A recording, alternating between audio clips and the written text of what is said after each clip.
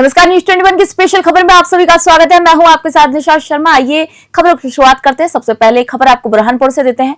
बुरहानपुर जिले के जिला अस्पताल से एक चौंकाने वाला मामला सामने आया, जहां पर क्रिटिकल केयर यूनिट की स्थापना से पहले ही करीब 26 लाख रुपए से अधिक के कथित भ्रष्टाचार का यहां पर खुलासा हुआ है। सांसद ज्ञानेश्वर पाटिल के जिला अस्पताल निरीक्षण के दौरान ये मामला उजागर हुआ।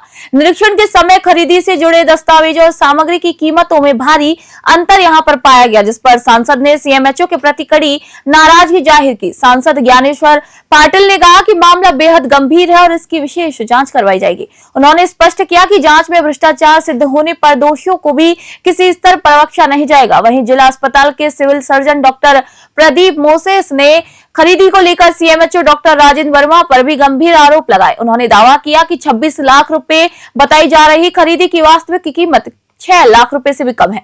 उदाहरण देते हुए उन्होंने बताया कि 1000 दर्शाई गई टॉर्च बाजार में 22 रुपए की है। मामले के बाद स्वास्थ्य विभाग में आरोप प्रत्यारोप का जो दौर है वो तेज हो गया। बुरहानपुर से विनोद कुमार की रिपोर्ट आपको बता रहे हैं। उनका प्रस्तावित दौरा 4 जनवरी को बुरहानपुर जिले में वो आ रहा है। तो हमारा प्रयास है, अभी हमने डेढ़ साल से बहुत सारी चीजें यहाँ पर लोकार्पण कार्यक्रम भी जिसका करना है, भूमि पूजन के कार्यक्रम भी करना है। तो उसी कार्यक्रम में इस क्रिटिकल केयर सेंटर का भी हम लोकार्पण कार्यक्रम करेंगे, ताकि जल्द से जल्द हमारे जिले के मरीजों को क्रिटिकल पेशेंट जो आते हैं उनको सुविधा मिल सके। ये जो क्रिटिकल सेंटर बना है, ये तो सामग्री लगी है, किस फंड से लगी है, ये भारत सरकार और मध्य प्रदेश सरकार का भी कुछ उसमें अंश है। लगभग 16.5 करोड़ रुपए का की लागत से बिल्डिंग की शुरुआत हमको माननीय प्रधानमंत्री जी ने और माननीय बात सामने आ रही है, उसको लेकर के क्या कौन सी सामान है जिन्होंने खरीदी किया और लोग इसमें शामिल है? क्योंकि ये 26,72,000 टोटल का जो अमाउंट है वो ये एनएचएल से आया था। ये राशि यहाँ के इक्विपमेंट और इंस्ट्रूमेंट और बहुत सारी चीजें खरीद रही थी। तो अभी जब सामान पहुंचाया है तो हमारे द्वारा जब हमारी टीम ने यहाँ चेक किया तो सामान तो घटिया क्वालिटी का है और टोटल तो 26,72,000 है। और देखने से ऐसा लग रहा है 6 से 7 लाख से ज्यादा का सामान है ही। ये कहाँ पर लगा था सामान सारा? ये सामान अभी सीएमएचओ द्वारा सप्लाई किया गया है। हम इसकी गुणवत्ता जो हमने जांच की तो गुणवत्ता बिल्कुल ठीक नहीं थी, इसलिए हमने ये अभी निर्णय लिया है कि सामान हम ये नहीं लगे कि हमारा किसी भी जो है बहुत कुछ क्वालिटी का सब कुछ यहाँ पर स्ट्रक्चर है, सामान भी जो है दूसरा वो भी अच्छी क्वालिटी का है। ये सबसे घटिया क्वालिटी का जो सामान है इनके द्वारा भेज दिया गया है और करीब 6 से 7 लाख से ज्यादा का सामान नहीं। प्रधानमंत्री से 1,000 बताया गया है, 1,000 रुपए की चार्ज है। पर क्या हुआ कि कल मैं गया था मार्केट में, जहाँ उनका प्रस्तावित दौरा 4 जनवरी को बुरहानपुर जिले में वो आ रहा है। तो हमारा प्रयास है, अभी हमने डेढ़ साल से बहुत लखीसराय जिले के किसानों को उन्नत तकनीक से जोड़ने और उनकी आय में वृद्धि करने के उद्देश्य से मंगलवार को केआर के मैदान में 2 दिवसीय कृषि यांत्रिकरण शिविर का भव्य शुभारंभ हुआ। इस शिविर का उद्घाटन लखीसराय के जिला पदाधिकारी मिथिलेश मिश्र और सूर्यगढ़ा विधायक रामानंद मंडल ने संयुक्त रूप से फीता काटकर और दीप प्रज्वलित कर किया।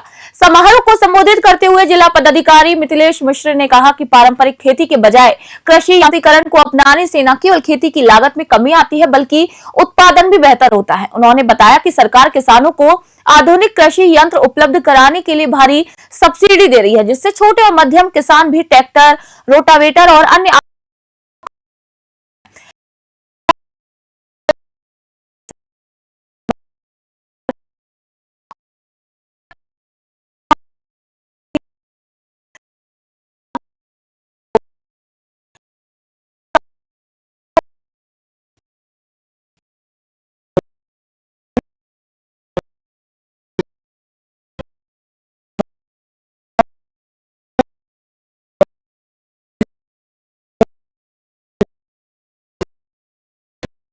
यांत्रिकरण शिविर में उपस्थित हुए हैं और सैनिकों के सहयोग से कैसे हम लोग जो भूतपूर्व सैनिक हैं उनका कैसे भला कर सकते हैं, उनके लिए कल्याणकारी योजनाएं क्या हैं उसके बारे में भी जानकारी दी गई और कृषि विभाग के साथ मिलकर कैसे अच्छा काम कर सकते हैं इसके बारे में भी जानकारी दी गई है। और कृषकों को आधुनिक खेती के जो तरीके हैं उसके बारे में बताया गया और पराली प्रबंधन के बारे में बताया गया और सरकार द्वारा जो सब्सिडी दी जाती है, चाहे फार्मर ग्रुप्स को हो या उनके जो संगठन होते हैं उनको हो, और उसके साथ साथ जो खेती पर जो नए आधुनिक तकनीकी यंत्र हैं उसके ऊपर जो सब्सिडी वितरण की जाती है उसके बारे में भी उनको बताया गया। साथ ही साथ समूह में उसका वितरण भी किया गया। 2 दिनों का यह शिविर है। आशा करता हूँ कि जो खबर अरवल से सुशासन सप्ताह 2025 के अंतर्गत भारत सरकार के प्रशासनिक सुधार और लोक शिकायत विभाग के तत्वाधान में मंगलवार को अहमदपुर हरना पंचायत के लारी गांव में प्रशासन गांव की ओर कार्यक्रम का आयोजन किया गया। लारी पंचायत भवन परिसर में आयोजित इस शिविर में सैकड़ों ग्रामीणों ने पहुंचकर सरकारी योजनाओं का लाभ उठाया और अपनी शिकायत यहां पर दर्ज कराई। कार्यक्रम को लेकर स्थानीय प्रशासन द्वारा व्यापक तैयारियां की गई थी।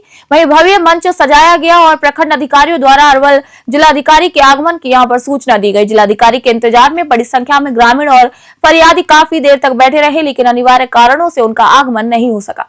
आखिरकार जिलाधिकारी की अनुपस्थिति में प्रखंड विकास पदाधिकारी निशा कुमारी और अन्य अधिकारियों ने संयुक्त रूप से दीप प्रज्वलित कर कार्यक्रम का उद्घाटन किया। कार्यक्रम के दौरान मंच पर बाल विकास परियोजना पदाधिकारी शिप्रा वर्मा और अन्य महिला अधिकारियों द्वारा गोद भराई की भी रस्म पूरी की गई।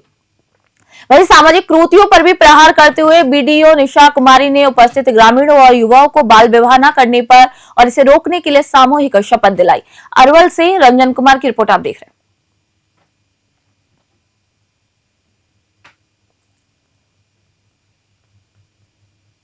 खबर गोपालगंज से विश्व प्रसिद्ध थावे दुर्गा मंदिर में पिछले दिनों हुई चोरी की वारदात का गोपालगंज पुलिस ने सफलतापूर्वक खुलासा कर दिया। पुलिस ने उत्तर प्रदेश के गाजीपुर जिले के रहने वाले एक शातिर चोर दीपक राय को गिरफ्तार किया है। इस चोर ने बेहद ही शातिराना तरीके से मंदिर की रैकी की थी और यूट्यूब के जरिए मंदिर की भौगोलिक जानकारी जुटाई थी। एसपी अवधेश दीक्षित ने प्रेस कॉन्फ्रेंस में बताया कि गिरफ्तार आरोपी दीपक राय ने पूछताछ में कई चौंकाने वाले खुलासे किए। उसने बताया कि वह पहले कभी थावे मंदिर नहीं आया था। उसने यूट्यूब पर थावे मंदिर के वीडियो सर्च कर मंदिर के प्रवेश और निकास द्वारों की जानकारी जुटाई। 11 दिसंबर को वह मंदिर पहुंचा और दिन भर रेकी की। इसके बाद रात को अपने साथी के साथ मिलकर चोरी की घटना को अंजाम दिया। एसपी ने बताया कि इस गिरोह में एक और चोर शामिल है जिसकी पहचान कर ली गई है। उसकी गिरफ्तारी के लिए गोपालगंज पुलिस की एक विशेष टीम उत्तर प्रदेश के विभिन्न इलाकों में ताबड़तोड़ छापेमारी कर रही है। पुलिस को उम्मीद है कि जल्द ही दूसरा आरोपी भी सलाखों के पीछे होगा। गोपालगंज से शैलेंद्र श्रीवास्तव की रिपोर्ट आप देख रहे हैं। को अंजाम दिया था, क्या ये पेशेवर था, क्या किसी मूवी से प्रेरित था, या फिर इसे कैसे पता चल पाई कि मंदिर में यहाँ हार है? ये पेशेवर क्रिमिनल है और इसका हम लोगों ने जब हिस्ट्री देखा है, इसका जब हमने जिस तरह के गूगल सर्चेज किया है तो उससे स्पष्ट हुआ है कि इसके द्वारा लगातार इसने जेल से छूटने के बाद भी, इवन जेल में रहने के दौरान भी इसने कई सारे मंदिर के बारे में डिटेल प्राप्त की है। जेल से छूटने के बाद में कई सारे बड़े बड़े मंदिर के सोने के मुकुट के बारे में इसने सर्च किया है और क्योंकि थावे मंदिर इसके घर से काफी पास था तो इसलिए इसने इस घटना को कारित किया है।